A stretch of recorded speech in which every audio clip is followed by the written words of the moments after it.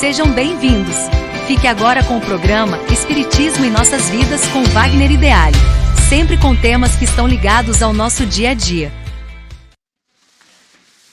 Olá, pessoal. Sejam bem-vindos a mais um programa Espiritismo em Nossas Vidas. E hoje nós vamos equacionar um tema assim que chama muito atenção.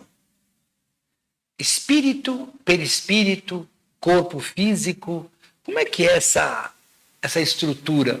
Porque a gente aprende no Espiritismo, nas outras religiões também, que nós temos uma alma. O Espiritismo chama de alma o espírito encarnado. Depois que desencarna, deixa de ser alma e uma questão de nome apenas, passa a chamar espírito. Tá, mas o espírito tem um tal de perispírito. Como é que é o que é esse perispírito? Pois é, vamos lá. Nós aprendemos que antes de sermos ser encarnado, nós somos criados um princípio inteligente, uma centelha divina. Nós somos um pedaço de Deus. Nós somos, de alguma forma, que a gente não sabe como foi, Deus nos criou. Nos criou o quê? O homem? Não. Criou o espírito. Lá, ainda bastante incipiente, bastante primitivo. E esse espírito vai evoluir. Para ele evoluir, ele precisa se relacionar com estruturas externas a ele. E a reencarnação ou a encarnação é uma ferramenta extremamente importante para ajudá-lo a reconhecer o mundo à sua volta, se interrelacionar, emitir uma ação e receber uma reação, e isso vai criando uma estrutura de evolução. Mas espera um pouquinho. O espírito, qual a diferença entre espírito e corpo? O corpo é isso que nós temos, é o corpo físico. O corpo físico, ele tem começo, meio e fim. Nós nascemos, crescemos, vivemos, envelhecemos e desencarnamos. O corpo se deteriora, termina. Tá.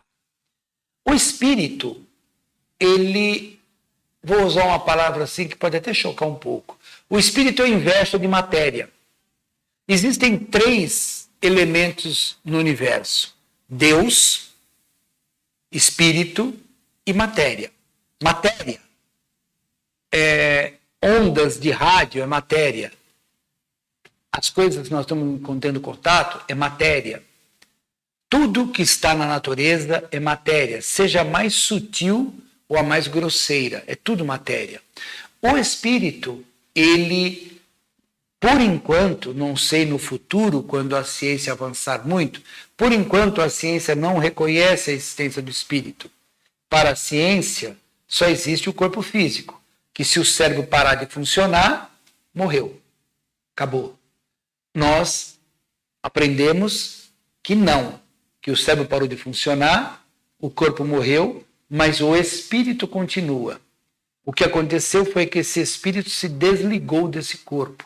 Todas as ligações fluídicas foram removidas. Então esse corpo perece, mas o espírito continua.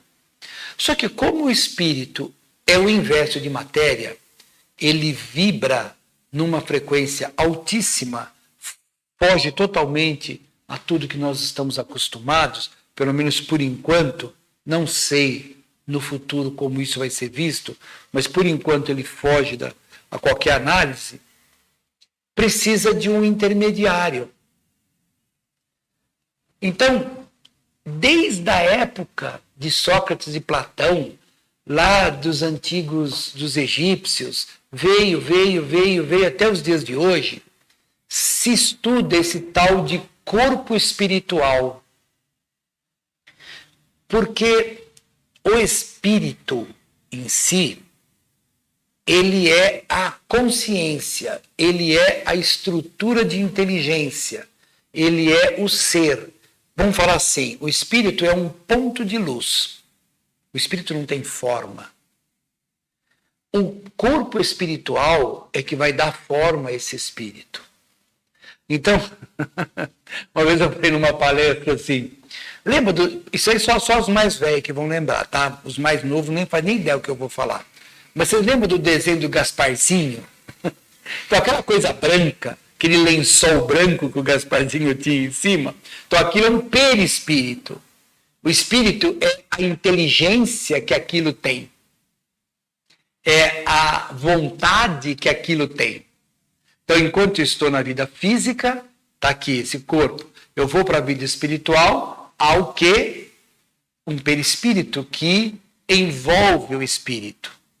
E nesse perispírito estão todas as nossas conquistas, todos os nossos aprendizados. Joana de Ângeles nos ensina que o inconsciente profundo é uma boa parte do perispírito.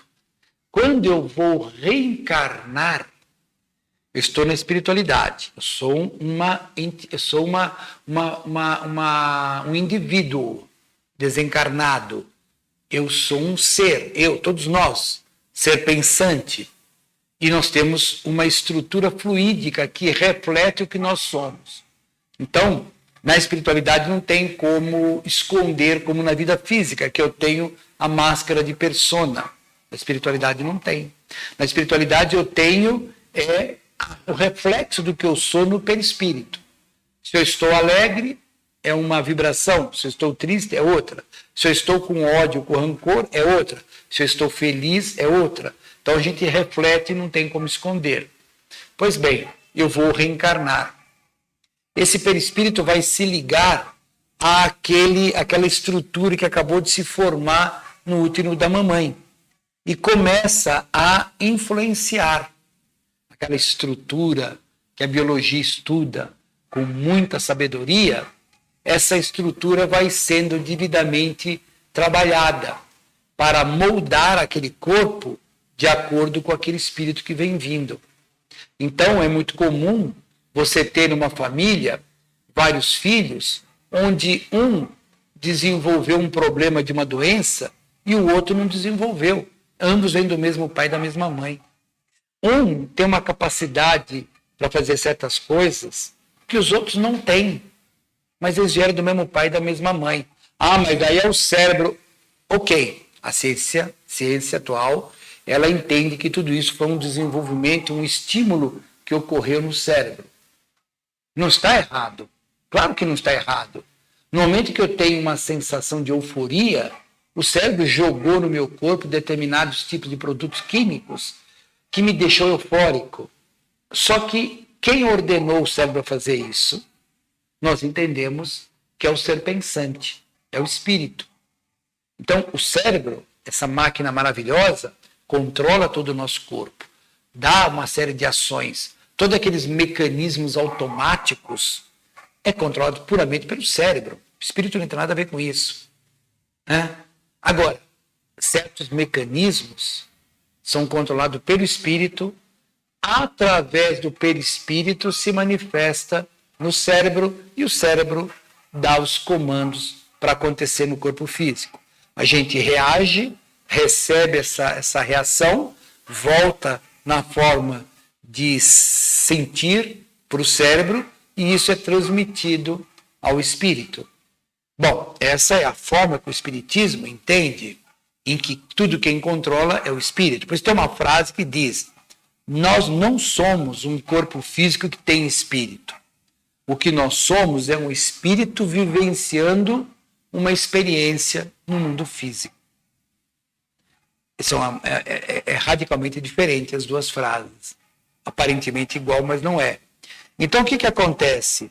Nós estamos reencarnando, estamos vindo para o mundo, um corpo vai ser adequado às nossas necessidades espirituais, há pessoas que vêm com o corpo fantástico, porque é a experiência que ele tem que vivenciar, outro vem com dificuldades no seu organismo físico, e assim vai de pessoa para pessoa, de espírito para espírito, as experiências que vão ser vividas. Chega um ponto que essa vida se finda, a vida física termina. Esse espírito, envolto com o perispírito, se desloca desse corpo. e carrega com esse perispírito todos os valores adquiridos na vida física. Por isso, ao chegar à espiritualidade, a gente mostra o que a gente realmente é.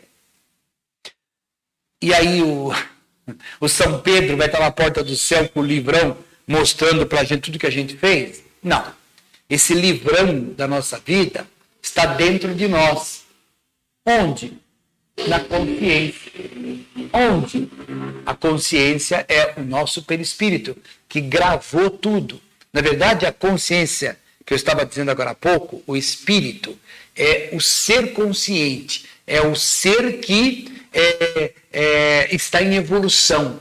Quando eu falei agora a consciência que está no perispírito, na verdade eu estou querendo dizer que os valores adquiridos foram transmitidos e vivenciados e estão impregnados no perispírito.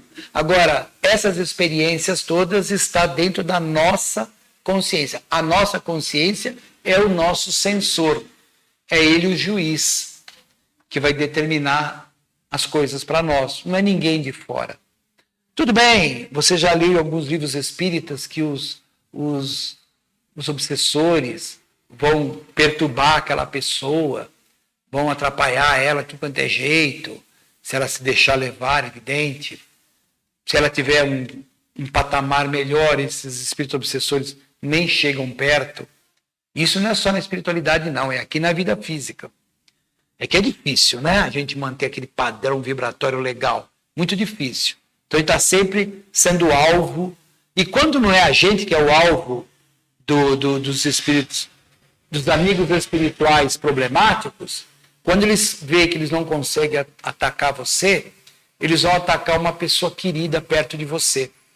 Vão fazer uma pessoa querida porque ela não, de repente ela não acordou, ela não está consciente, ela não está equilibrada, ele vai atacar ela para fazer a gente sofrer. A coisa é muito complexa. Por isso que espírito e perispírito vão estar juntos durante muito tempo. O que é muito tempo? Milhares e milhares e milhares e milhares de anos. Nós temos uma morte que acontece a cada 90, 100 anos de uma existência, rompe-se o elo de ligação entre o corpo físico e o perispírito. Isso vai acontecer por milhares de vezes em tantas reencarnações. Vai chegar um momento em que o perispírito vai se romper do espírito. Eu falo isso porque isso é uma coisa hipotética, isso é uma coisa que um dia poderá acontecer. Está longe, para mim está muito longe disso acontecer. Pelo menos alguns dezenas e centenas de milhares de anos ainda para isso acontecer comigo. Mas vai acontecer com todos nós. Nós vamos romper com o perispírito e seremos um ponto de luz no universo. Esse ponto de luz é felicidade plena.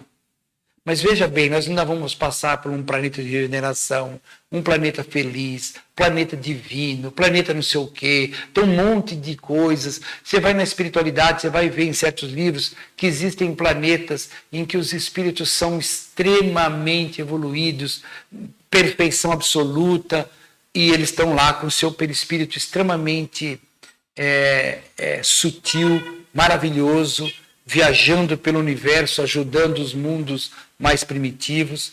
Tinha um amigo que dizia assim, é uma brincadeira, claro, ele dizia assim que Jesus estava passando aqui pela Terra, ele olhou assim e falou, nossa, que planetinha atrasado, olha, as pessoas se odeiam, as pessoas acham que ela é a melhor bolacha do pacote, espera aí que eu vou mostrar para eles como é que se vive. Veio, reencarnou, mostrou e foi embora, né? E não é muito por aí. Nós ainda estamos com o nosso perispírito extremamente embrutecido. E ele tem que se afinar muito. Acabei de falar do Mestre Jesus. O Mestre Jesus já não tem mais perispírito. Ele é um ponto de luz maravilhoso que pega todo o nosso planeta e outros planetas aqui em volta. É o nosso Mestre maior. E para ele vir aqui para a Terra, ele sofreu muito. Foram centenas de anos de preparação para ele sair do estágio onde ele vive, espiritualidade que para nós não faz o menor sentido. Nós não estamos em condições de entender aquilo. Ele foi descendo, descendo, descendo, chegou nesse mundo bruto, nesse mundo terrível, onde as pessoas se acham melhor que a outra por causa da cor da pele, por causa dos bens, por causa das suas vaidades, dos seus títulos, da sua prepotência. Ele veio parar num mundo assim, que não foi na época de Jesus, isso não. Até hoje é assim, todo mundo sabe disso. Mudou a roupagem, a tecnologia, mas nós continuamos muito parecidos com o que nós éramos na época do Cristo. Ele ficou um tempinho aqui, mostrou para a gente como que se vive, o que é viver. Para que serve o Evangelho? O Evangelho é um manual de como aprender a como se machucar menos. Se você viver o Evangelho de Jesus, você não se machuca. Mas quem é que consegue viver? Difícil, né?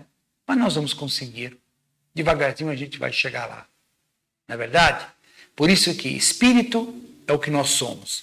Perispírito é uma estrutura fluídica que alguns chamam de corpo astral, tem um monte de nome. Essa estrutura fluídica que liga o espírito com o corpo físico, formando uma trindade. E hoje nós sabemos que essa trindade é muito mais. Entre o espírito e o corpo físico, existem alguns corpos, corpo mental, o duplo etérico, né? O corpo espiritual, o perispírito. Tem outros corpos que não é o caso agora, mas nós somos uma cebola, né? Com várias cascas. Ou seja, a obra de Deus é maravilhosa. É todo o universo, é tudo que está à nossa volta, pertence a Deus. E é isso aí. Obrigado, pessoal, pela oportunidade e até o nosso próximo programa Espiritismo em Nossas Vidas.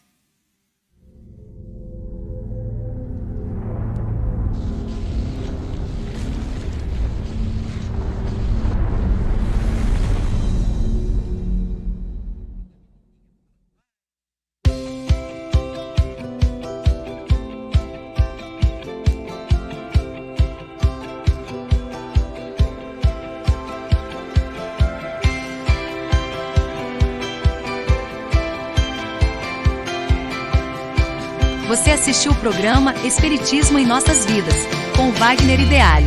Rádio e TV Fraternal, sempre em sintonia com você.